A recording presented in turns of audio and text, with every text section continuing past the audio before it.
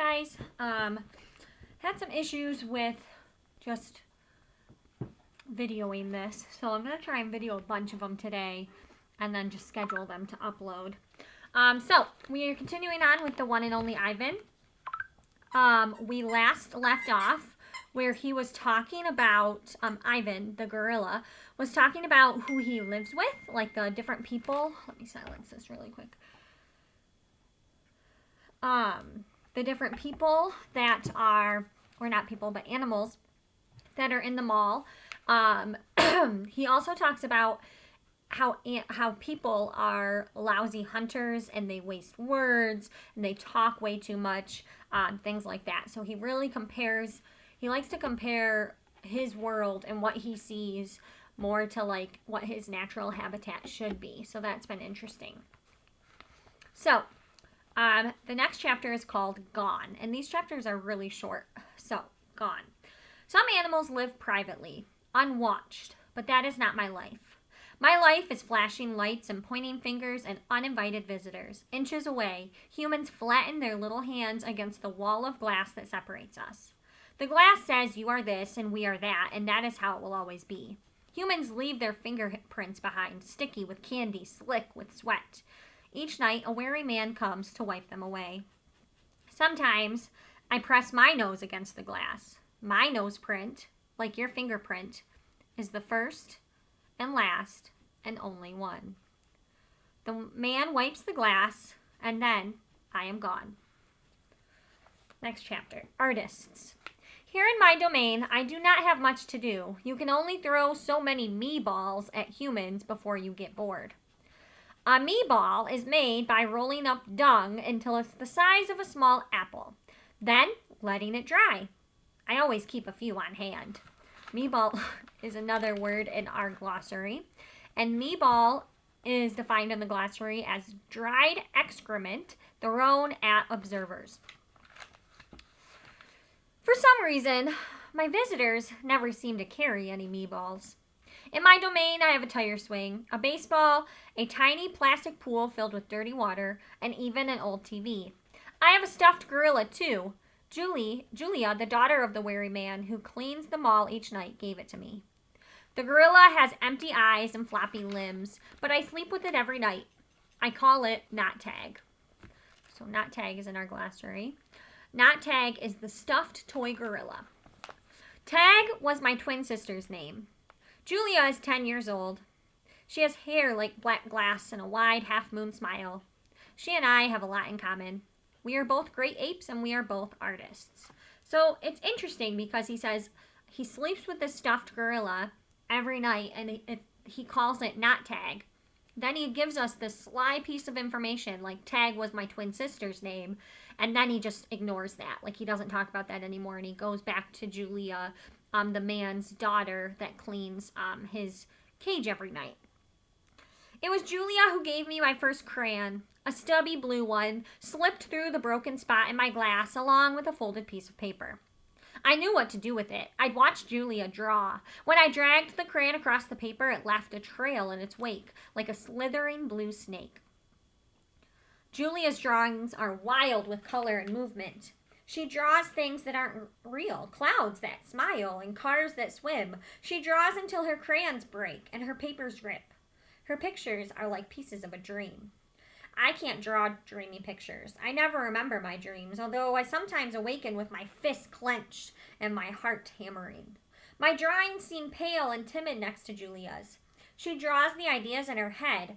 I draw the things in my cage, simple items that fill my days. An apple core, a banana, a candy wrapper. I often eat my subjects before I draw them. But even though I draw the same things over and over again, I never get bored with my art. When I'm drawing, that's all I think about. I don't think about where I am, about yesterday, or tomorrow. I just move my crayons across the paper. Humans don't always seem to recognize what I've drawn. They squint and cock their heads and murmur. I'll draw a banana, a perfectly lovely banana, and they'll say, "It's a yellow airplane," or "It's a duck without wings."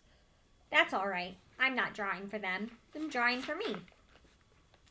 Max soon realized that people will pay for a picture made by a gorilla even if they don't know what it is. So now I draw every day.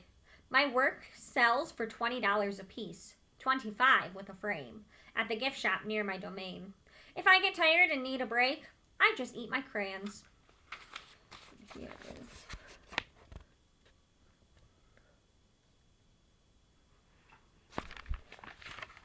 Shapes in clouds. I always think I've always been an artist. Even as a baby, still clinging to my mother, I had an artist's eye. I saw shapes. Cash, leave the chipmunk alone. Come here. Come here. Cash. Even as a baby, still clinging to my mother, I had an artist's eye. I saw shapes in the clouds and sculptures in the tumbled stones at the bottom of a stream. I grabbed at colors, the crimson flower just out of reach, the ebony bird streaking past. I don't remember much about my early life, but I do remember this. Whenever I got a chance, I would dip my fingers into cool mud and use my mother's back for a canvas. She was a patient soul, my mother. Imagination. Someday I hope I can draw the way that Julia does, imagining worlds that don't yet exist. I know what most humans think. They think gorillas don't have imaginations. They think we don't remember our pasts or ponder our futures. Come to think of it, I suppose they have a point. Mostly I think about what is, not what could be. I have learned not to get my hopes up. The loneliest gorilla in the world. When the Big Top Mall was first built, it smelled of new paint and fresh hay. And humans came to visit from morning till night. They drifted past my domain like logs on a lazy river. Lately, a day might go by without a single visitor, and Max says he's worried. He says I'm not cute anymore. He says, Ivan, you've lost your magic, old guy. You used to be a hit. It's true. Some of my visitors don't linger the way they used to. They stare through the glass and they cluck their tongues. They frown while I watch my TV. He looks lonely, they say. Not long ago, a little boy stood before my glass, tears streaming down his smooth red cheeks. He must be the loneliest gorilla in the world, he said, clutching his mother's hand. At times like that, I wish humans could understand me the way that I can understand them. It's not so bad, I wanted to tell the little boy. With enough time, you can get used to almost anything. TV. My visitors are often surprised when they see the TV that Mac put in my domain. They seem to find it odd, the sight of a gorilla staring at tiny humans in a box. Sometimes I wonder, though, isn't that the way they stare at me, sitting in my tiny box? Just as strange. My TV is old. It doesn't always work, and sometimes days will go by before anyone remembers to turn it on. I'll watch anything, but I'm particularly fond of cartoons with their bright jungle colors. I especially enjoy it when someone slips on a banana peel. Bob, my dog friend, loves TV almost as much as I do. He prefers to watch professional bowling and cat food commercials. Bob and I have seen many romance movies too. In romance, there is a lot of hugging and sometimes face licking. I have yet to see a single romance starring a gorilla. We also enjoy old Western movies. In a Western, someone always says, "This town ain't big enough for the both of us, Sheriff."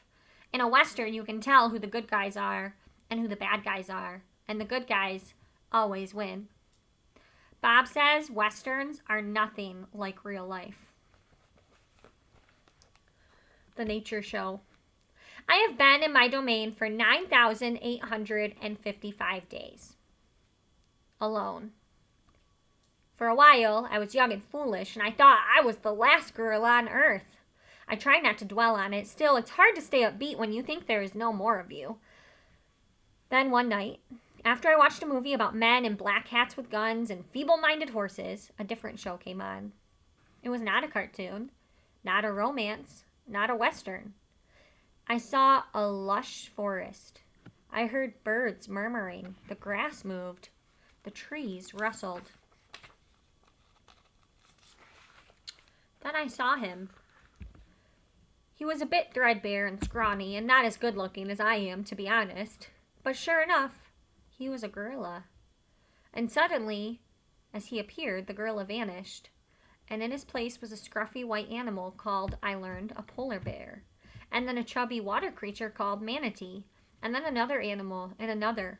All night I sat wondering about the gorilla I'd glimpsed. Where did he live? Would he ever come to visit? If there was a he somewhere, could there be a she as well? Or was it just the two of us in all the world, trapped in our own separate boxes?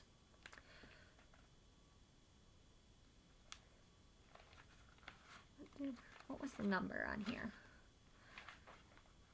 9,855 days. So 9,855 days. Example. While gorillas in the wild typically gauge the passing of time based on seasons or food availability, Ivan has adopted a tally of days. 9,855 days is equal to 27 years. So think about that. He said he's been in his domain for 9,855 days. So that's 27 years he's been stuck in a cage. Stella. Stella says she is sure I will see another real live gorilla someday, and I believe her because she is even older than I am and has eyes like black stars and knows more than I will ever know. Stella is a mountain. Next to her, I am a rock, and Bob is a grain of sand. Every night when the stores close and the moon washes the world sky with milky light, Stella and I talk. We don't have much in common, but we have enough.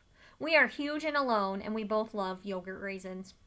Sometimes Stella tells stories of her childhood, of leafy canopies hidden by mist, and the busy songs of flowing water. Unlike me, she recalls every detail of her past.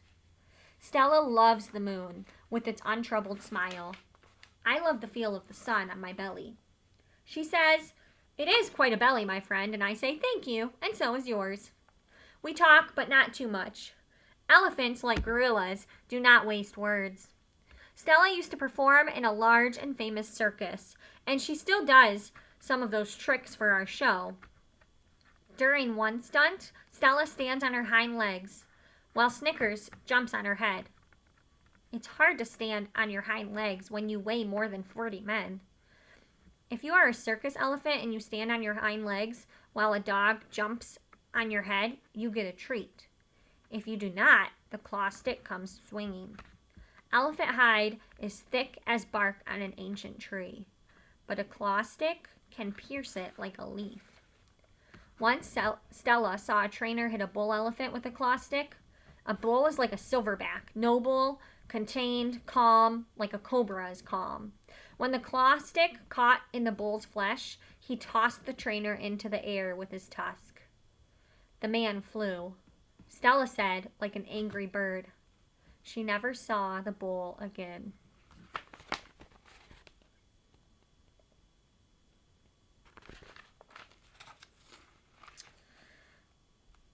All right. We will read one more. Stella's trunk. Stella's trunk is a miracle. She can pick up a single peanut with elegant precision, tickle a passing mouse, tap the shoulder of a dozing keeper. Her trunk is remarkable, but still it can't unlatch the door of her tumbled-down domain. Circling Stella's legs are long-ago scars from the chains she wore as a youth. Her bracelets, she calls them. When she worked at the famous circus, Stella had to balance on a pedestal for her most difficult trick. One day she fell off and injured her foot. When she went lame and lagged behind the other elephants, the circus sold her to Mac. Stella's foot never healed completely. She limps when she walks, and sometimes her foot gets infected when she stands in one place for too long. Last winter, Stella's foot swelled to twice its normal size. She had a fever, and she lay on the damp, cold floor of her domain for 5 days. They were very long days. Even now, I'm not sure she's completely better. She never complains, though, so it's hard to know. At Big Top Mall, no one bothers with iron shackles. A bristly rope tied to the bolt of the floor is all that's required. They think I'm too old to cause trouble, Stella says. Old age, she says, is a powerful disguise. And that's where we're going to stop.